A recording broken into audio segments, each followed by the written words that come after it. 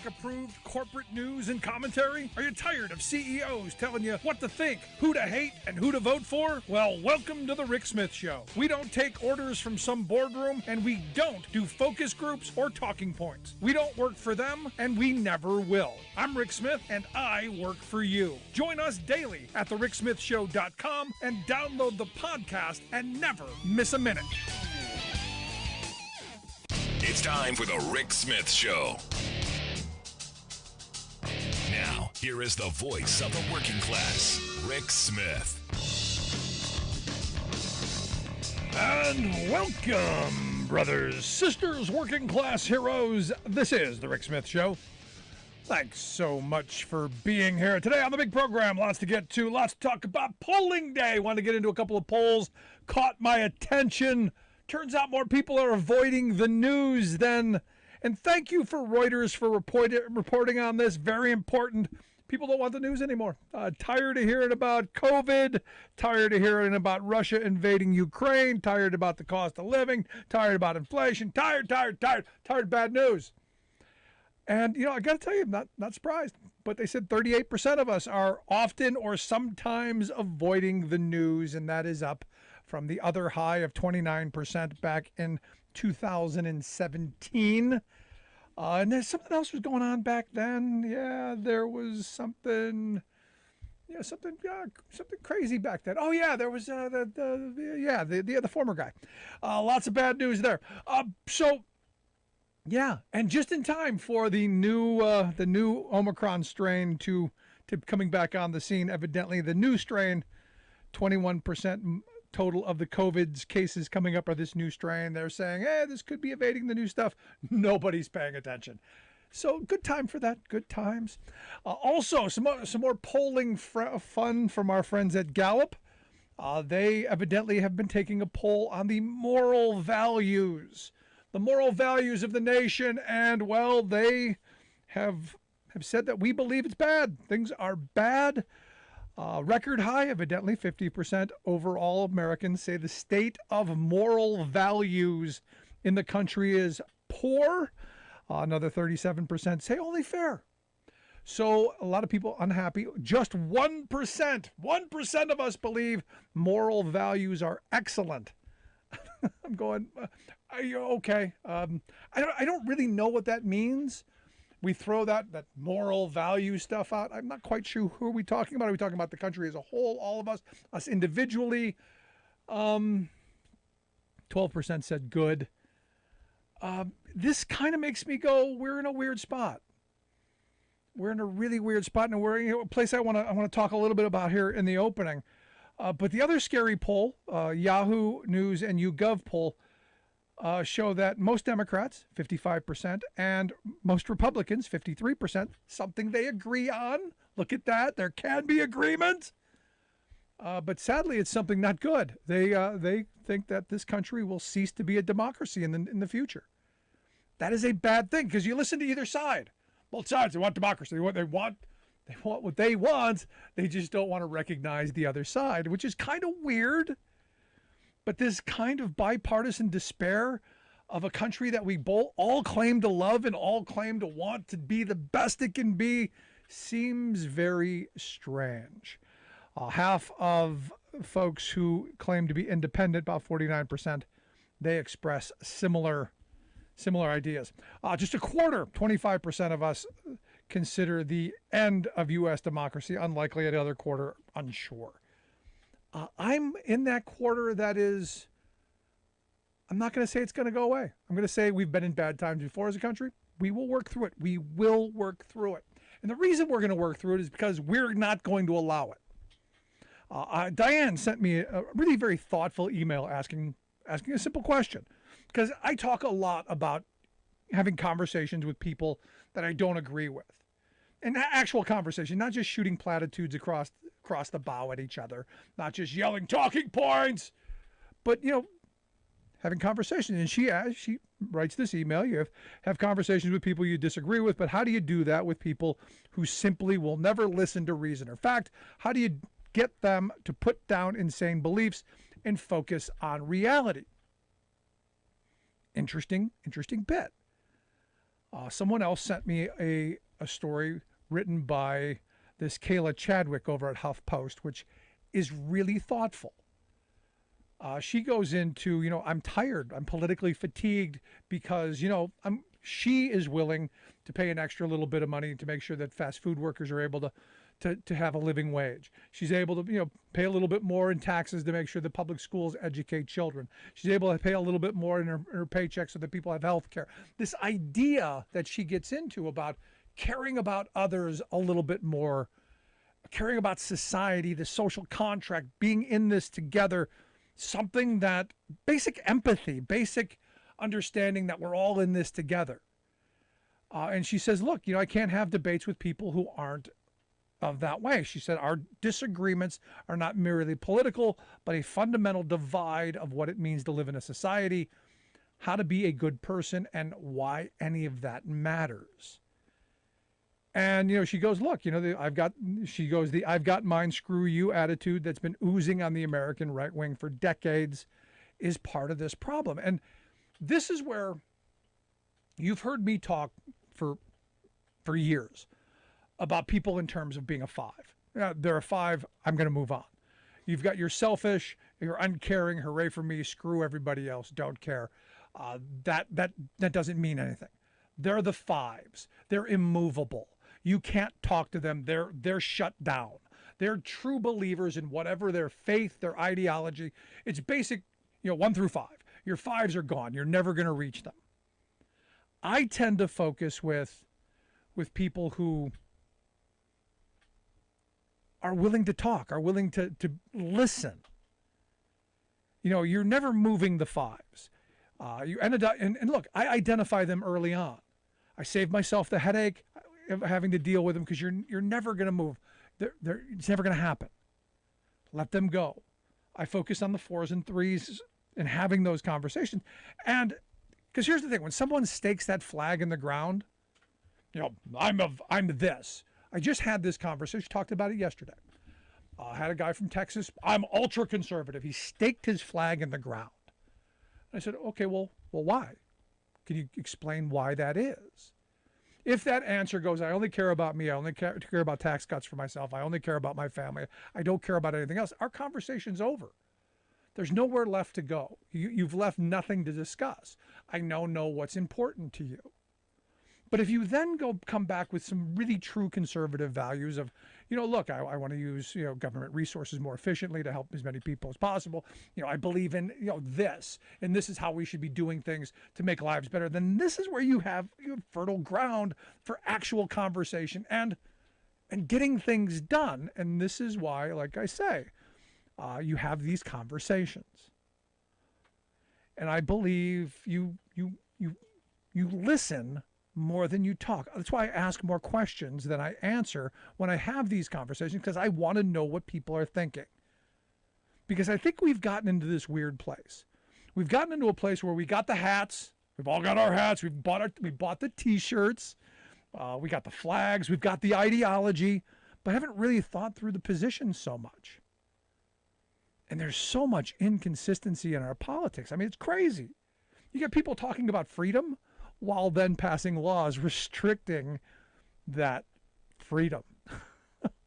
We love the Constitution, but we're going to basically wipe our behind with it on January 6th and usurp the authority of it by trying to overturn an election. Makes no sense. And look, this isn't just the right. It's on both sides. No one's immune.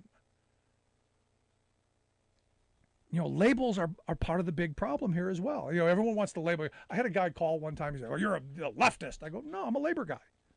I'll cop to that. I'm a labor guy." And look, I've been called everything under the sun, and I'm okay with that. But at the core, I stand for working people and making their lives better. We can have a conversation about everything on how to get to that goal. That's my premise. Everything we can work on. But if you're starting a position, Diane, and this is to answer your question specifically, we got to listen more than we talk. We got to think through our positions much better, and we got to listen to each other. But at the end, we've got to have the ideas. We've got to have the people motivated, And democracy is how this country is going to move forward. We've got to go out and do the hard work of legislating. And right now, the left, for all of the noise and all of the things that they're doing, are losing at it because the right has built a media machine second to none. They are organizing at the base level of Maslow's hierarchy, and it's all about fear and smear. And they're doing the hard work of legislating. And I fear, and this is where, again, I'm in this weird spot, that we're not talking to people that we should be, because the people who are going to suffer into the future, and there's a bunch of issues that you go, these are working people issues. It's not right, left. This is up, down. And that's where my focus has always been. We're too easily divided, and we've got to stop that. And this is where I think we have to get back to talking to each other and listening to each other. Just my thought. I'd love to hear yours. You can email me, rick@thericksmithshow.com. Share your thoughts, your questions, comments. If you've got a thought, I want to hear it. 1-866-416-RICK. 1-866-416-7425. I got a lot to get to today, a lot to talk about. There's the January 6th committee hearing that didn't happen today. Tomorrow, big day. Lots on the horizon. 1-866-416-RICK. 1-866-416-7425. This is The Rick Smith Show. We're working people. Come to talk.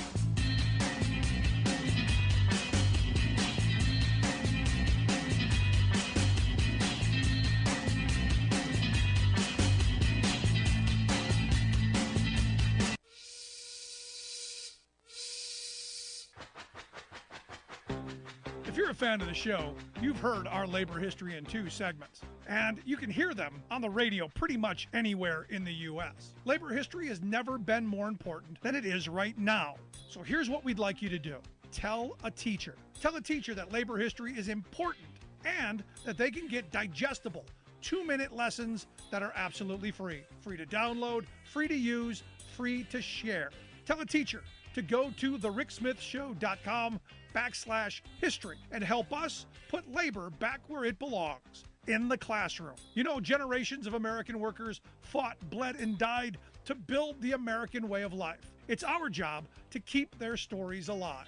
Go tell a teacher that we're here to help them do just that. Find us at thericksmithshow.com/history today.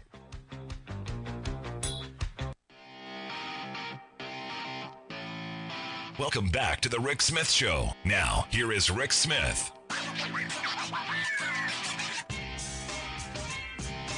1-866-416-RICK. 1-866-416-7425.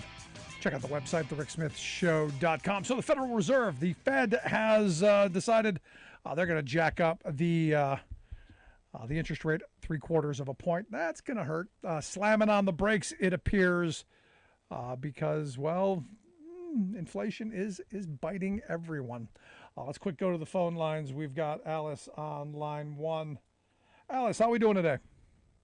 We're doing 2 things. Hit me. Number 1, it is very hard to have a conversation with some of these people because they don't even live in the same reality as we do. And those are the 5. You let them go. Don't even try. Yep. And the second thing I wanted to tell you is I was reading an article last night, didn't bookmark it or I would have sent it to you. The same people that took down Madison Cawthorn and released all the pictures and stuff have decided to take on Lauren Boebert. And they've got a lot of goodies on her. Yeah, I saw that. I don't know that I saw that and I didn't jump into it for a couple of reasons. One, I'm not going to shame someone on those lines, even if she is a hypocrite. I'm not going to go into the attacking someone if she did have an abortion. I'm not going to attack her for that because I think it should be her right. Even though hypocrite, the hypocrite part I have a problem with, but all of the other stuff, those are personal issues. I'm struggling with the values of being a decent person and the values of someone who's a hypocrite. You see where I'm at with that? Yeah. I don't have a problem with having an abortion or anything else either. But I just thought, she may be in for a rocky ride. Yeah, now But she you have a she good has evening. said she's going to sue. So if she does sue, that's going to open up a lot of discovery is an ugly thing that I will be interested to see if she actually does go through and sue. Exactly. Have a good evening, You Rick. too. I appreciate it, Alice. Thanks so much. No, I mean that's the reality in this. For those who don't know what Alice is talking about, there's a story going around that Lauren Boebert was an unlicensed escort through, I think it's something like sugardaddy.com. And her and the husband were meth addicts. I mean, there's a lot of accusations. And I didn't jump into the middle of any of those because I think a lot of it is private issues. I think these are,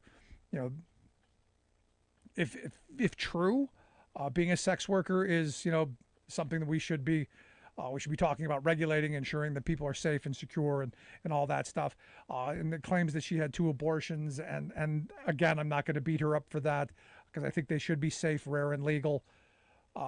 Even with all of the hypocrisy, she has said some things about, people who have been raped and things like that. And, look, there could be some stuff there that I don't know.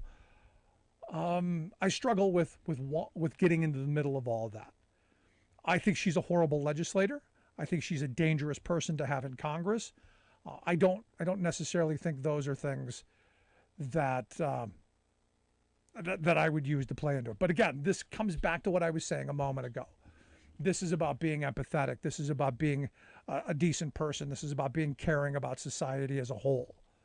This is about making sure that people are going to be okay. That social contract. Now, look, as Alice pointed out, there are some people that you can't talk to, and I want to. I want to be able to talk to some, and I've got some acquaintances that are really off on the fringe. I talk to them because I want to know how far off the fringe they are. I want to gauge just how far our society is going off the rails. You're never changing them. And this is where, maybe hopefully having, the attempt is helpful, but you deal with what you can. And I believe that we are a society of good, decent people when we have those conversations. And when we explain ourselves. Like I said, we spend way too much time shouting at each other and not enough time listening.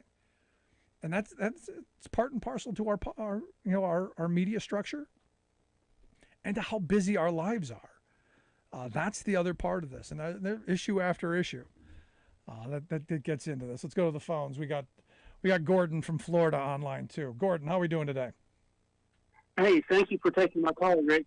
What's on your mind, you were brother? saying earlier about people finding common ground is real important. I identify as a conservative, and you look like you're a progressive.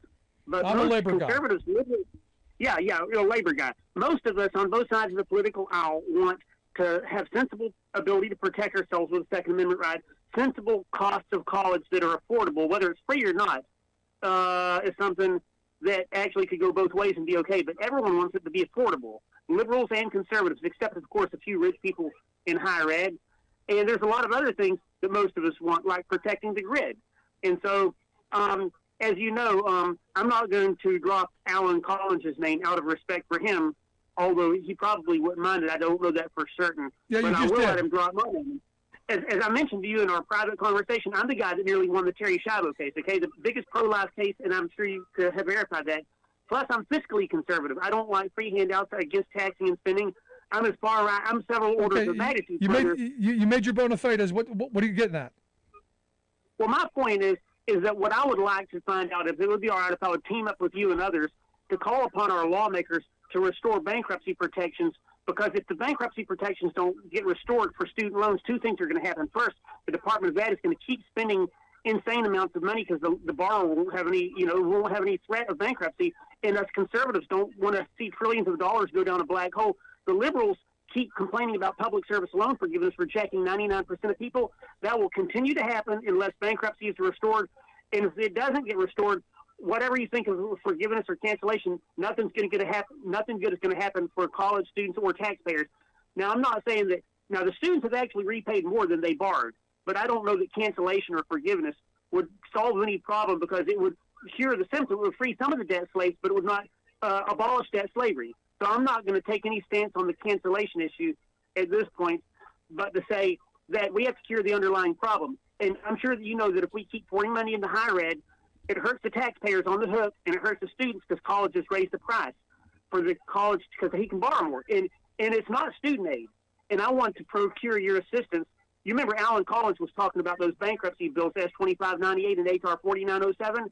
Everyone should get behind, call our lawmakers, our senators, our members of Congress repeatedly. Without that, the dollar's going to crash. With it, we might buy some time. Those are the two most important bills in Congress. I'm in favor of the bankruptcy bill as I see it and as I understand it, and I've said as much because it seems like a good first step. I do think there has to be something on the debt forgiveness front to help people who have paid. I mean, some of the numbers that Alan had thrown out and were just obscene, and something has to be done, and there's something has to be done down the road to rectify our problems.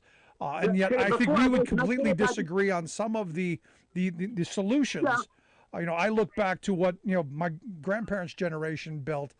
We had a much higher tax rates on the wealthy, on a corporate America that funded our education systems, so that the burden didn't fall onto the backs of students. Could I just want to clarify just two things, if I could I please? Number one, I fact checked a lot of what on my Contract with America Part 2. I'm the National Director of Contract with America Part 2. And we're nonpartisan, but I'm conservative. And I fact check a lot of what Alan says. And you can go to my website. If it'd be all right, I'd like to give out our website. It's up to you. Sure, but we fact checked it. Most of Contract with America and the number 2. And you can go to my personal websites, GordonWatts.com and GordonWayneWatts.com, and they lead to it. And so we fact of the clear understanding section. Most of what Alan says, I've been able to prove is true. Some of it was kind of confusing. But I haven't found anything really that he said false other than maybe a couple of typos. The only other thing I want to say is this. My good friend George Norrie lets me call into Coast to Coast AM, what used to have the Art Bell and he said now bankruptcy would only help a few people that would need to file it, and he was thinking that it would not help a lot of people. But now George Norrie is one of the best show hosts in the world. He lets me call him Coast to Coast, and I would say this to George next time I call in, and anyone that doubts.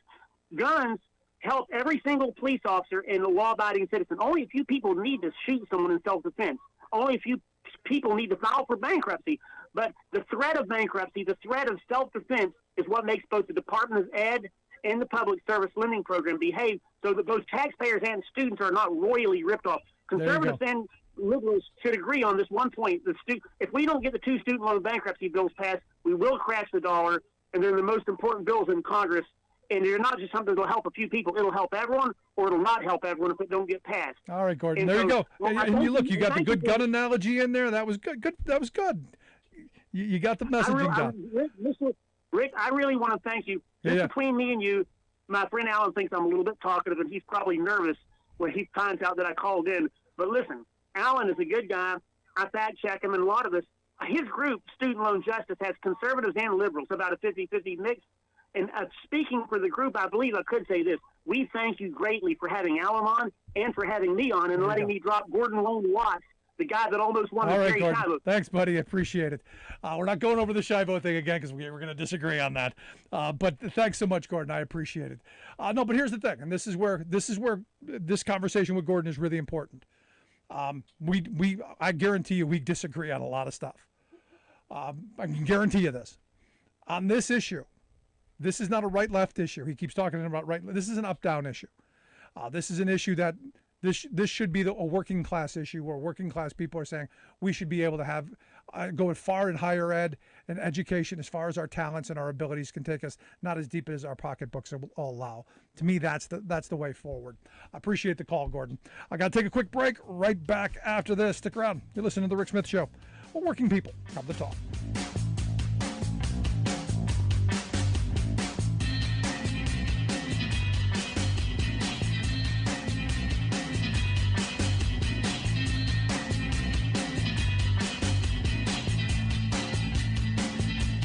I'm Rick Smith, and this is Labor History in 2.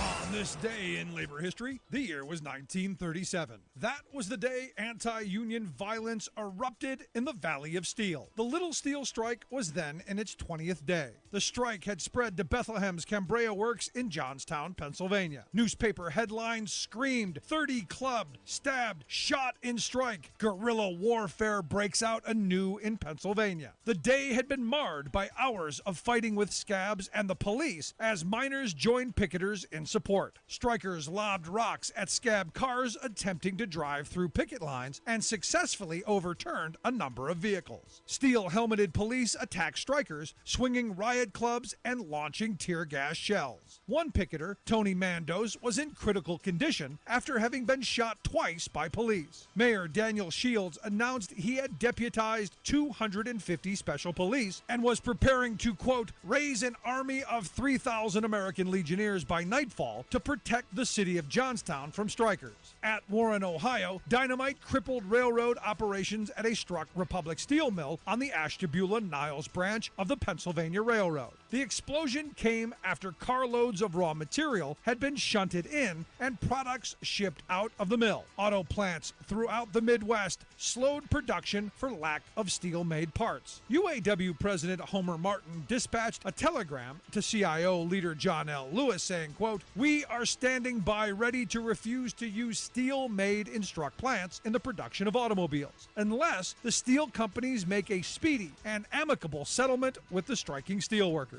The CIO threatened a 20,000-strong strike support rally through the streets of Johnstown to protest the violence. They claimed victory when the governor quickly declared martial law and padlocked the gates of the Cambria Works. Rick Smith here, host of The Rick Smith Show. You know, Father's Day is just around the corner. And if your dad is as hard to find a gift for as my wife and kids claim that I am, here's a little gift-giving wisdom from our friends at Omaha Steaks. Dads want steaks. It's true. We do. Every holiday in my house, it's the same thing. Dad, what do you want for this holiday? And, I always give the same thing. Give me a hug and spend a little time with me. I don't need ties or cologne or any of that stuff. And now, thanks to Omaha Steaks, they ask, Dad, what do you want? Steaks. Give me the Dads Want Steaks package. Just go to omahasteaks.com, type Rick Smith in the search bar, and order the Dads Want Steaks package. And for just $99, this limited time package includes 16 mouth-watering entrees that I love, and I guarantee he'll love too.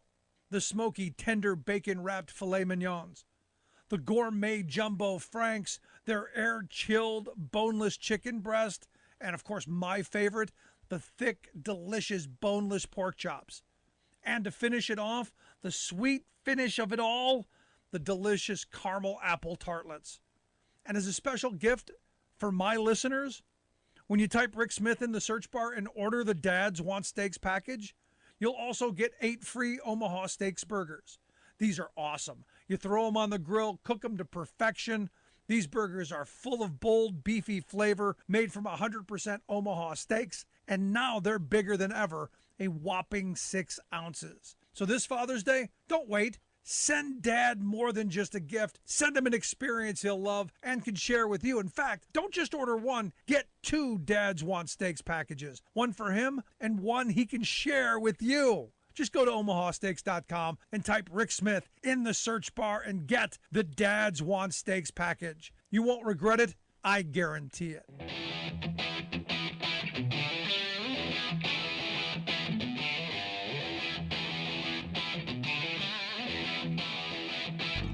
Welcome back to the Rick Smith Show. Now, here is Rick Smith. So the quote of the day, you gotta love this. Tom Rice, Republican of South Carolina, who lost the Republican primary in South Carolina to the Trump-backed challenger. He's now saying, of Trump, he's purging. He's trying to set the Republican Party up as a bunch of yes men loyalists. Think about it. That's scary. Yeah, it's scary. It's scary that what they're getting away with, and they're doing it right out in front. They're using the system, and they're telling us they're doing this. In fact, they're spending millions of dollars, not just on poll watchers, but on poll workers. The RNC is spending, a whole bunch of money in 16 states to push and recruit, thousands of poll workers and poll watchers. Now, remember, the poll workers, they're supposed to be the ones who are nonpartisan. They're supposed to be the little old ladies that, what's your name, dear? Okay, right here. That march you over to the machines and here you go. Here's your card. Good luck. Go do your thing. These are now going to be partisan people that the RNC is pushing into this. These aren't going to be people who are just, they care about good democracy. Those days are over. Those days are over.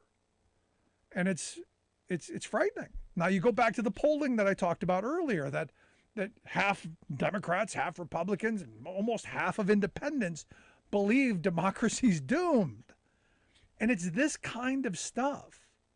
And our elected leaders are paralyzed by whatever reason. And I shouldn't say all of them. I should say one of the parties seem to be very paralyzed in doing anything. And this is the really frustrating and angering part of this. Because out of all of this stuff that's going on around January 6th, there should be a moment where we go, how do we make sure that this never happens again?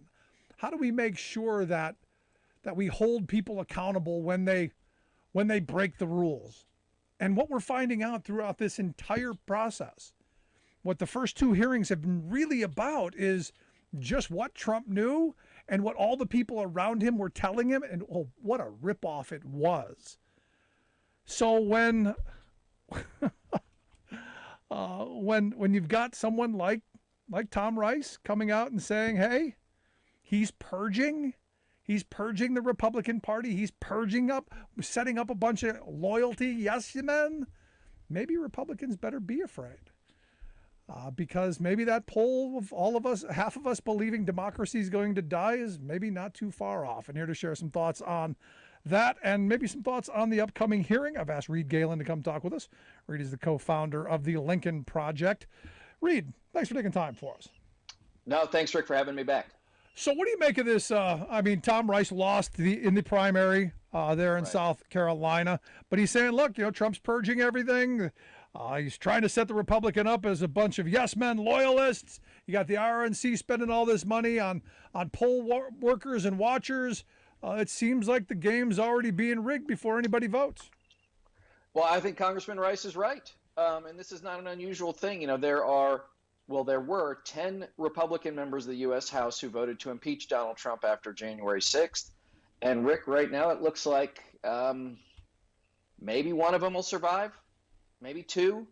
Liz Cheney's got a primary coming up in August. Adam Kinzinger got written out of his district.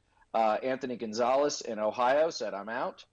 Rice, as you mentioned, lost last night. And this is not an unusual thing with these kinds of movements, which the Republican Party is becoming, Rick, which is they'll purge the moderates first and most harshly.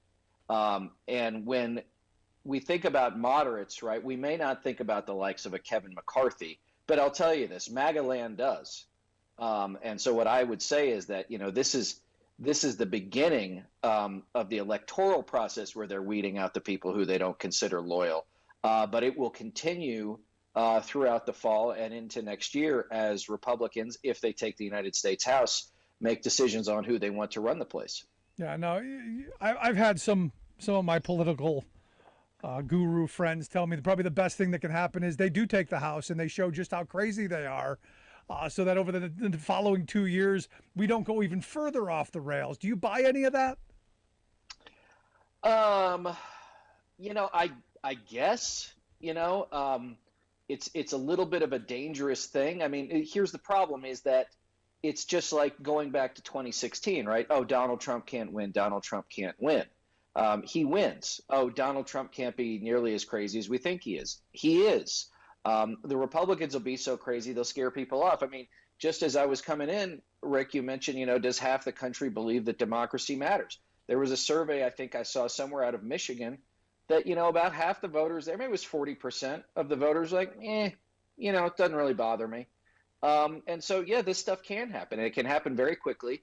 And remember too that for with the 2 years they will have, at least in the United States House, if they take it, they will spend it doing nothing but making sure that that nothing gets done certainly for the American people, but also that that Joe Biden and Kamala Harris are dragged through the mud, perhaps impeached. Hunter Biden, will be the just like Benghazi was. Hunter Biden will be the talk of Fox News and OANN for the next 2 years or 2.5 years, whatever it is, and so. It can be bad, and you just hoping that it won't be, hoping it will be so bad that it scares people but doesn't kill us it's a risky thing to think about. Yeah, but I've already got my Q MAGA right wing Trump supporting friends going in that direction of going, well, the left did that to poor Donald Trump. Now it's turnabout is fair play, Reed. Yeah, well, that's the thing is, look, they're gonna do it, right? And they were gonna do it no matter what. I would say this is that it's interesting what we're starting to see, Rick, in some of the numbers we're looking at is that the Republican Party is split into three right now. I think a third of them, they'll vote for Trump because they won't vote for a Republican, but they're not really Trumpy, right? They're probably the last of the old line. Establishment Republicans, right? Suburban, educated, those folks I like used to be me. Then there's a third that are the diehard Trump people, right? They're in on him no matter what. And then there's this third that's sort of a new development, which is they're the ultra MAGA. They have surpassed Trump in his behavior and his insanity and the things that they're saying and willing to do, right? They are true white Christian nationalists. They are the people who say, no abortions for you, all the guns for me. Doug Mastriano in Pennsylvania, right? I'm going to get rid of all abortions. It's going to be a law and order state. I'm going to be in charge. I'm going to decide who votes. I'm going to decide who doesn't vote. Those things. And so I think that you see this strain of the MAGA world, and it is unique, I think, to the otherwise Trumpism. Is I think a very dangerous thing, and it's all of our peril if we think again like a Mastriano or a Kerry Lake or any of the people nominated last night in Nevada that they can't win. They absolutely can win. Yeah. No, what's interesting is you bring up that third, and that third has always been with us. They're the ones who've been burying rice and guns in my neighborhood for years because they believe that the next civil war is coming, and they've been the prepper crowd that I think the left has mocked for a very long time. And they were never really highly organized. Right now, they seem to be very highly organized. Well, I think that some of them are, yes. But I think also, to your point, Rick, is that when you talk about them, as they first emerged, they might have been those folks, right? They get the giant cans of chili and cream corn, but they probably weren't actually politically active or terribly politically active. Right, they didn't really like anybody. They, maybe they were conservative in a weird way, but they probably didn't even like Republicans. They thought they were all rhinos. But Trump did what is, I think, we're dealing with right now, which is he drew the zombies out of the forest, yep. And they now walk among us. Yeah, he let the genies out of the bottle, whatever analogy you want to use. Absolutely, because they were libertarian more than anything. Leave me alone, free, that free earth mindset that I've had so many people try and explain to me. Right. But here we are in this moment then. So does that help or hurt the cause of democracy going forward, given the reality of the most recent polling? I think we don't know. I think is the problem, which is midterm elections, not surprising. Well, all elections come down to who turns out, but midterm elections tend to be more of a test of a party's or a candidate's turnout operations because there isn't anything driving the top of the ticket. I would say that you saw a recent survey out of Pennsylvania today that had John Fetterman up, I think, 7 on Dr. Oz. That's good news. It had Josh Shapiro, who's running for governor as Democrat, up 4 on Mastriano. I think that's good news. But, I'd like to see them up 10 or 12.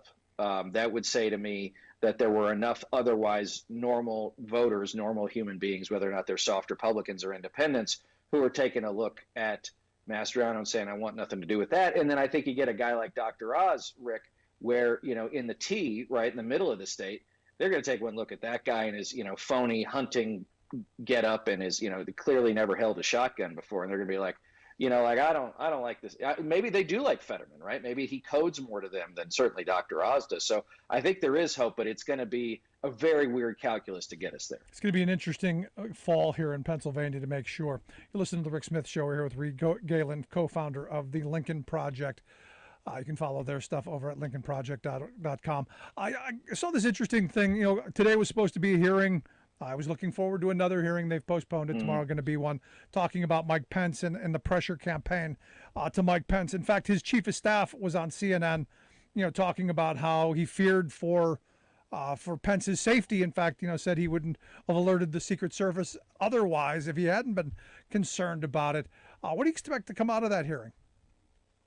Well, I think what you'll see is again more coordinated efforts on behalf of Donald Trump carried out by people who definitely knew better, who definitely knew that Donald Trump lost the election fair and square and it wasn't close. Trying to find ways to keep Trump in power. Some of those be the true believers, right? The people that are ride or die with Trump. Others are sycophants who, he wants them to do something and he'll do anything for them. But I think that we shouldn't overlook the idea, Rick, that the chief of staff of the vice president of the United States had to call the Secret Service detail and say, I'm afraid that the president of the United States might kill my boss. Like, that is not normal. That is something you see in, banana republics and third world countries, right? That's not something you see in the United States of America. And so I think if they do it well, and I think they have done an excellent job so far, is that they will show the steps that Trump was willing to go to lean on Mike Pence up until that moment where on January 6th, even a couple of days previous to that, he said he wasn't going to do it.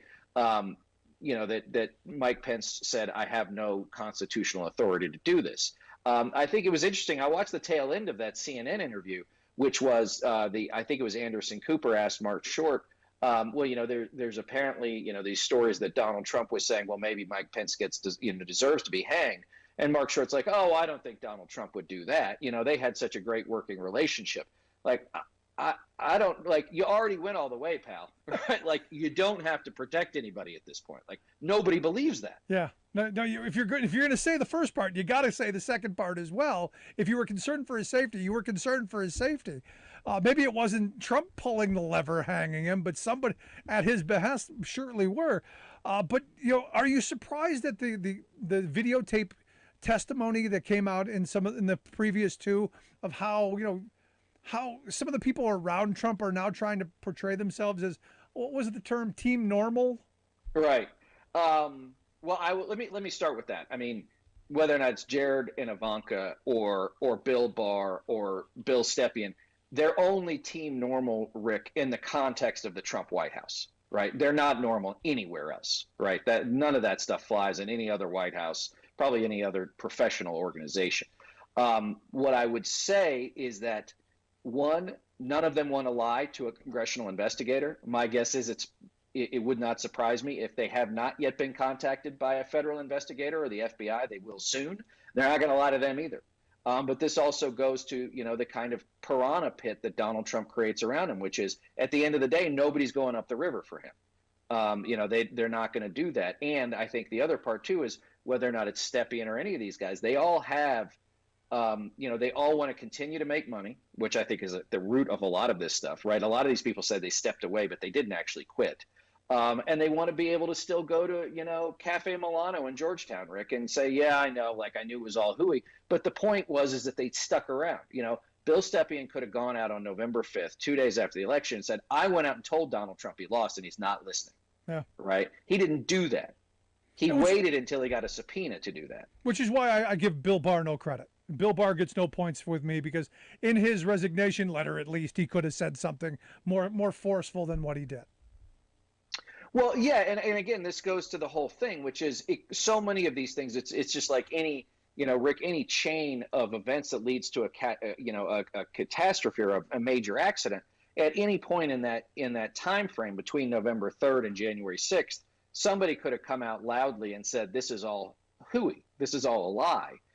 If they had done it in those first days, if they had done it the day that Joe Biden was called as president-elect of the United States, if then Mitch McConnell had said, I want to congratulate the president-elect, right, and the vice president-elect, maybe this doesn't happen. Yeah. If otherwise normal Republicans, and there's that normal word again, which I think has a different meaning now, had come out and said congratulations to the president-elect, a lot of this stuff probably doesn't happen. They wait until December 14th when the electors actually meet to cast their ballots to finally say it. Well, at that point, Rick, you're 6 weeks into the conspiracy.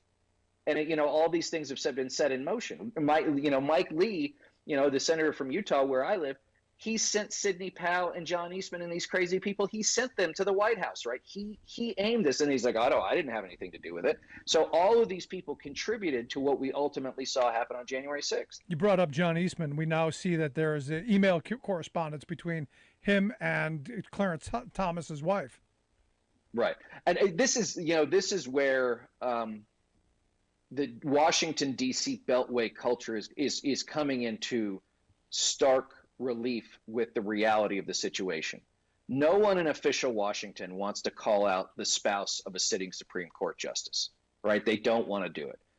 The problem is it's almost impossible for them now not to at least A, invite her for an interview, or B, subpoena her, because she clearly was conducting active measures on behalf of the Trump administration or Donald Trump personally, whether or not it was with Eastman, whether or not it was with these legislators in Arizona, wherever it was. She was not a bystander to this stuff, Rick. She was an active and willing participant. And I think that Washington, D.C., if it truly wants to save democracy, is going to have to make peace with that and haul her before the committee. Absolutely. And look, she's been eyeball deep into this stuff for years and has been getting a pass all this time. So it's about damn time someone pull her in for something. So last question. Yeah, look, Rick, in another time, like Clarence Thomas is off the bench. Like he resigns in disgrace, right? We're not there. Yeah, we're certainly not there. So last question I've got for you. These hearings, do you think they're going to matter? Anybody paying attention to them? Because, look, I've had some conversation with cab drivers, people on the Amtrak train. They don't seem to be paying attention. I'm curious what you're seeing. Well, I think that, that on the first night when it was televised in prime time, that 20 million people turned out to watch it, I think was a huge thing. I think it also, frankly, forced Fox News to cover it because they realized, wait a second, we're not going to cover it. They need to keep their people in that reality distortion field, but it wasn't going to work. The other part, too, is that I think it starts to allow for people like us, Rick, to ask Republican candidates or to encourage their opponents and reporters to say, do you believe 2020 was stolen? Do you believe Joe Biden is the rightfully elected president of the United States? Some of these people are going to waffle, but Rick, more of them than not are going to double and triple down. And that's where you talk about how crazy they look. They're going to start to get pushed into the crazier and crazier zone. Some of them will get away with it, but some of them won't. And those ones that won't might be the difference. Yeah, and I get to ask my Congressman, Scott Perry, did he preemptively ask for a pardon? Well, that's the other part too, right? I mean, if it's Perry or Boebert or any of these people, they're going to be, spinning like, plates on a stick to try and get out of that. As well they should. But Reed, I appreciate you taking some time for us and the work that you do. Thanks so much. Thanks, Rick. Good stuff. Reed Galen, co-founder of the Lincoln Project. Make sure you check out the work that they do over at lincolnproject.com. Going to take a quick break. Right back after this. Stick around. You're listening to The Rick Smith Show. We're working people. Come to talk.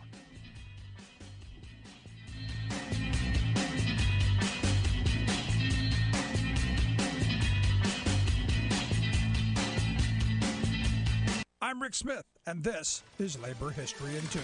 On this day in labor history, the year was 1908. That was the day that the Executive Board of the American Federation of Labor established its Metal Trades Department. The goal was to coordinate the organizing and legislative efforts of those in the many metal trades. The department joined together workers from sheet metal workers to blacksmiths, iron shipbuilders to brass and silver workers, foundry workers to stove mounters, and more. In all, 600,000 workers were members. The new department held its first convention in Cincinnati, Ohio, that following February. One of the earliest major work projects involving the new department was the construction of the Panama Canal. More than 70,000 workers, including many metal workers, worked on the canal over a decade. By the time the canal was completed in 1914, more than 5,000 workers had died on the project. The metals department often had to navigate an ever-changing demand for the skills of its members. In times of war, as orders for battleships soared, the workers were in high demand. During peacetime, orders fell. In 1945, the U.S. Navy recognized the contribution of metal workers during World War II. They christened the USS Joseph S. McDonough. The ship was named after a former Secretary-Treasurer of the Metal Trades Department who had worked in the Brooklyn Navy Yard. One of the key victories of the Metal Department was the passage of the 1938 Federal Apprenticeship and Training Act. The year prior, Metal Department President John Fry was appointed by President Franklin Delano Roosevelt as the labor representative for the first apprenticeship committee. The act formalized apprenticeship training programs. Today, the Metals Department of the AFL-CIO represents thousands of workers in 17 unions. Labor History in 2 brought to you by the Illinois Labor History Society and The Rick Smith Show. You're listening to The Rick Smith Show, where working people come to talk. So what's interesting is this Barry Loudermilk thing. Evidently, there's video now that shows that Barry gave a tour on January 5th of the Capitol there with people taking pictures, and it was quite interesting, looking at the footage there. But it's interesting, how this whole thing went on, because remember, nobody gave any tours. Nothing happened, nothing to see, move along, nothing bad happened. No, we didn't do it. No, it's ridiculous. That could never happen. There were no tours. Everyone knew better. And then it was, maybe there was, but it was just, it was no big deal. Just close family. That was nothing. They were new. No, we don't. And then it was, okay. Well, you did it, but it wasn't a big deal. Just a few close friends, constituents kind of thing. And then it was, it was kind of a big deal, but it wasn't illegal. No, it wasn't illegal. Yeah, we broke some rules, but wasn't illegal. And then it was, it was kind of a big deal, and it was a little illegal, but didn't have anything to do with January 6th. No, because we didn't take any pictures. No one got arrested. No one was involved. None of that stuff. And oops. Well, it was kind of a big deal. It was illegal, a little. But it didn't have anything to do with January 6th. No. And the pictures we did take, that was of the incredible artwork on the barren walls. And those stairwells and those exits and the stations where the security people work, those were really interesting. Those are works of art. Those are things that were so important to the unnamed people who came in on the Trump buses from South Carolina. Oops. And you go, hello? Should we not be looking at this a little more carefully? Because these were reconnaissance missions. These people were taking pictures of all of the exits and entrances. And especially now that you look at the backdrop, that you had these Proud Boy patriot groups, Oath Keepers, all these people who, there is a document on how they were going to do their due. It seems that a lot of this stuff, seemed to be working hand in hand. But nothing to see, move along, not important. That kind of non-accountability. What happened to the Republican Party? Please find your souls. Remember, you're the party of responsibility. You're the adult party, supposedly. You're the party of accountability. What happened on that day was wrong. Admit it. Simple. Don't justify, don't deflect, don't project. Admit it. Hold those people accountable. Now, I'll tell you, Barry Loudermilk, I was kind of a little bit surprised. I thought it was going to be Boebert or Green or Cawthorn or one of the new extreme ones. Interesting that it's Loudermilk. Now, his defense is, none of our people got convicted of anything. I guess that's the defense now. Very, very interesting. Very interesting. KCAA Loma Linda, 1050 AM, 106.5 FM, and now 102.3 FM. Folks, AP News. I'm Ed Donahue. In its third hearing